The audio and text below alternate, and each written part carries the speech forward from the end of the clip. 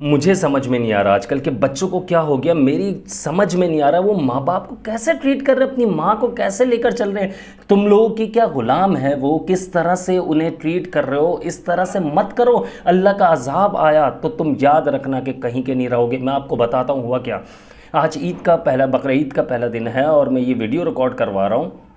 मैंने ये सोचा था वीडियो जल्दी रिकॉर्ड करवाऊंगा, लेकिन ये इत्तेफाक है कि वीडियो रिकॉर्ड में जल्दी नहीं करवा सका। उसकी वजह ये कि घर के ईद करीब थी और घर के भी कुछ काम थे, तो इस वजह से वीडियो नहीं बनी। अब मैं आपको बताता हूँ हुआ क्या। कुछ दिन पहले मैं अपनी फैमिली के साथ गया हूँ और एक जगह पर मॉल में, तो वहाँ पर शॉपिंग के लिए गए। वाइफ ने कहा कि बच्चों वगैरह के कपड़े लेना। वहाँ से हम फ्री होकर जब बाहर निकले, पार्किंग में एक आंटी मुझसे मिली, मुलाकात हुई, उनकी सलाम दुआ हुई। उन्होंने कहा मैं आपकी वीडियोस देखती हूँ, आपसे मुझे एक बात करनी। मैंने कहा जी। बोला ये मेरी बेटी है, इसके लिए दुआ करें। मैंने कहा हुआ क्या है, तो उनकी माँ, मैंने कहा अल्लाह पाक इनका नसीब, मैंने खैर दुआ के लिए कहा, तो मैंने कहा अल्लाह पाक उनका नसीब अच्छा करे। मैंने कहा ऐसी क्या बात है जो आप इस तरह से कह रही। मैंने मुस्कुराते हुए जब कहा, यकीन करें उन्होंने जो बात की है मेरे पैरों तले ज़मीन निकल गई। इस तरह से माँ बाप के साथ जो आप लोग कर रहे हो, अपना ठिकाना जहन्नुम समझ लो। तुम्हारा ठिकाना सिर्फ जहन्नुम है। तुम्हें शर्म नहीं आ रही तुम लोग किस तरह से अपने माँ बाप को ट्रीट कर रहे हो, किस तरह से अपनी माँ को जलील करो, किस तरह से। यार तुम हाथ कैसे उठा रहे हो। उस माँ की फरियाद आपको बताऊंगा, आप खुद हिल जाओगे। उनकी अम्मा से मैंने जब पूछा, मैंने कहा आंटी हुआ क्या, मुझे बताएं, मुझे समझ में नहीं आया। तो मैंने कहा आपसे, या फिर मैं किसी दिन मुलाकात कर लेंगे, आपसे पूछ लेंगे। नहीं, बोला बेटा अभी मुझे आपसे एक बात करनी है, दिल पर एक बोझ सा है। इनका बाप नहीं है और मैं पालती हूँ, मेरी 4 बेटी है। मुझे बड़ी हैरत, मैंने कहा माशाल्लाह बड़ी बात है और अल्लाह पाक इनका नसीब अच्छे करे। तो मुझे कहने लगी देखिए मसला ये है कि मेरी बेटी जो है, इस वाली बेटी को आप समझाइए, दूसरी बाकी बेटियां हैं। उन्होंने कहा कि ये इस वाली की बेटी के लिए आप दुआ करें, खुसूसी तौर पर दूसरी बेटियों के लिए भी। ये मुझ पर रोने लगी।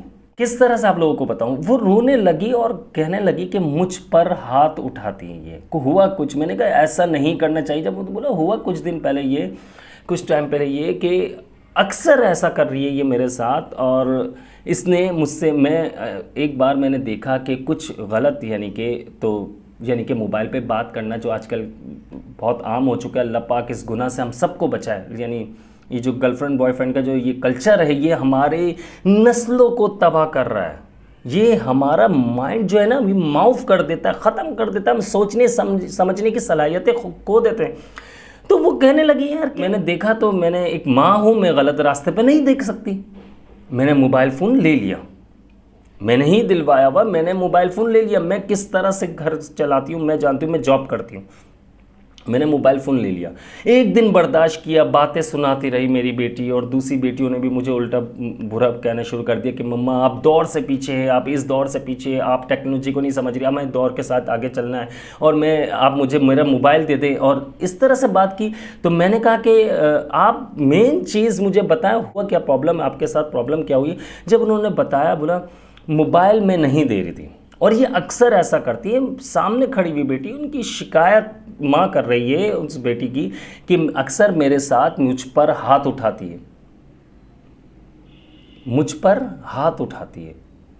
मुझे बड़ी शर्मिंदगी, मैं बड़ा, बेटी उनकी, मुझे बड़ा अजीब सा लग रहा था। लेकिन मुझे सुनते हुए कि मैं एक बार मुझ पर ये छुरी लेकर एक बार पहले आ चुकी है, अभी इनका मोबाइल ले लिया तो मुझसे ये लड़ने लगी, मुझे धक्का देकर मुझे गिरा दिया, मुझे धक्का देकर गिराया। मैं इनके भले के लिए चाहती हूँ, मैं इनका अच्छा सोचती हूँ, मैं इनका मुस्तकबिल अच्छा चाहती हूँ। मैं चाहती हूँ जिस घर में जाए वहाँ इज़्ज़त वक़ार के साथ, इज़्ज़त के साथ वहाँ पर रहे।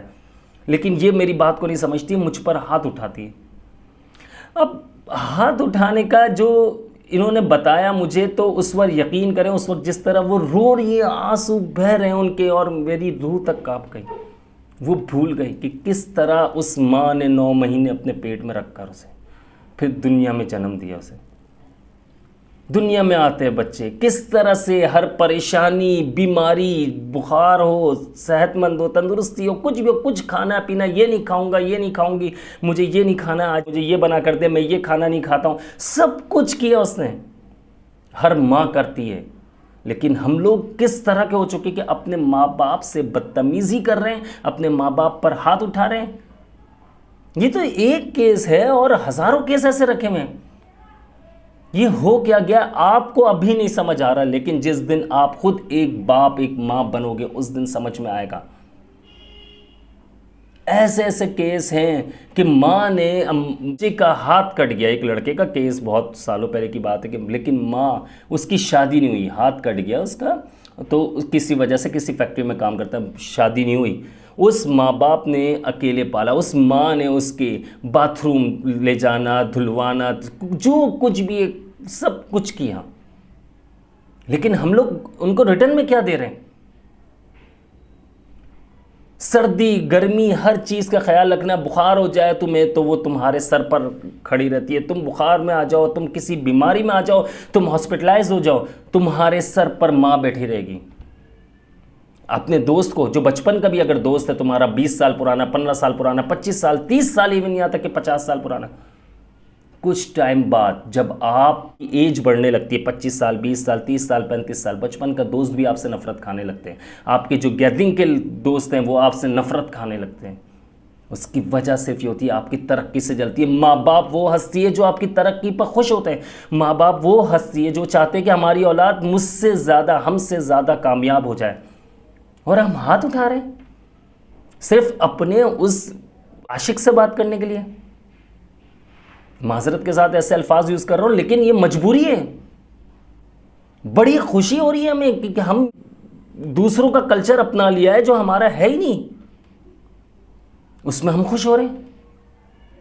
हम समझ रहे हैं हम कामयाब हो रहे हैं, हम इस दौर के साथ चल रहे हैं। अबे दौर के साथ आगे चलना है, आईटी में चले जाओ भाई, आईटी सीखो, आगे बहुत बड़ी लाइफ है, आप वो सीखो, आप आगे पैसा कमाने की तरफ जाओ, आप दीन की तरफ जाओ, आप थोड़ा सा नमाज की तरफ आओ, अल्लाह रसूल की बातें करो, आप थोड़ा सा कुरान मजीद की तिलावत किया करो, दिल नरम होगा आपका। इस्तग़फ़ार की तस्बीह पढ़ा करो, आप दिल नरम हो जाएगा आपका। दिल पर जो आपके कालक लगी हुई है, आप जो शैतानी हरकतें कर रहे हो, माँ पर हाथ उठा रहे हो, आपके अंदर ये आदतें जो आ रही है ख़त्म हो जाएगी। माँ से बदतमीज़ी कर रहे हो। कभी देखा है आपने कि आप बीमार हो जाओ, मैं जो बात कर रहा था उस पर वो बात टॉपिक चेंज हो गया, आप बीमार हो जाओ, हॉस्पिटलाइज हो जाओ, मैं देखता हूँ आपका कौन सा रिश्तेदार कितने दिन रुकता है। माँ बैठी रहेगी तुम्हारे पैरों के पास, पूरी पूरी रात जाकर रहेगी, तुम्हें 3 दिन होश ना आए, 4 दिन होश ना आए, 5 दिन होश ना आए, वो तुम्हारे पास बैठी रहेगी तुम्हारी सिर्फ और सिर्फ खिदमत के लिए। वो सिर्फ ये चाहेगी कि मेरा बच्चा किसी तरह कोई प्रॉब्लम में ना आए, मेरी बेटी किसी तरह की कोई प्रॉब्लम में ना आए, इसे कुछ ना हो जाए। वो अल्लाह से रो रो कर पूरी रात तुम सो रहे हो, 3 दिन बेहोश हो तुम, 4 दिन बेहोश हो, या बीमारी में तड़प रहे हो आप, वो दुआ कर रही होगी, ये अल्लाह मेरी उम्र भी इसको लगा देना, इसे कुछ ना होने देना। यकीन करें ये बात करते हुए मुझे ये माँ वो हस्ती है जो हम लोग नहीं समझ पा रहे। बहुत ज़्यादा हमें समझने की कोशिश करनी चाहिए कि हम माँ बाप के साथ कर क्या रहे हैं, और जो अगर हाथ उठा रहे हो तो ये याद रखना तुम्हारी ज़िंदगी ख़त्म, तुम्हारे मामलात ख़त्म, तुम तरक्की नहीं कर सकते। मसला ये आता है कि हम लोगों ने बचपन से आदत डाली हुई है बच्चों को मोबाइल की, और जब वो बड़ा होता है तो फिर हम ले नहीं सकते। रोता है छोटा बच्चा, 6 महीने का, साल का बच्चा, हम उसे कार्टून भी लगा के दे रहे सकते, यार दिखाओ ना, मना किसने किया है, लेकिन हर वक्त तो नहीं करो। 10 साल बाद, 20 साल बाद रोना तुम कि मुझ पर, मेरे सीने पर चढ़कर मुझे चमाट मारा, इसने मुझे गिरा दिया। ऐसी हरकतें, ऐसी चीज़ें पता चल रही है, और थोड़ा सा अल्लाह का खौफ करना चाहिए। अल्लाह की लाठी बेआवाज़ है। अल्लाह पाक ने तो कुरान पाक में आयतों में बताया, रब्बिरहम्हुमा कमा रब्बयानी सगीरा, अपने वालिदैन के लिए दुआ करने का हमें हुक्म है, और हम हाथ उठा रहे हैं, हम उसे बुरी तरह से मार रहे हैं। इस वक्त हमें हमारा बाप जहर लगने लगा है। क्यों? वो पुराने दौर का है, हम इस टेक्नोलॉजी के दौर के हैं। हमें बहुत ज़्यादा सोचना है, समझना है। इंशाल्लाह फिर कभी मौका मिला तो, अभी मेरे जज्बात मेरा साथ नहीं दे रहे, मेरे एहसास, मेरी बॉडी, मुझे अपनी ख़ास दुआओं में याद रखिएगा। मैं हूँ अब्दुल्ला बिन हमीद। अस्सलाम वालेकुम वरहमतुल्लाह।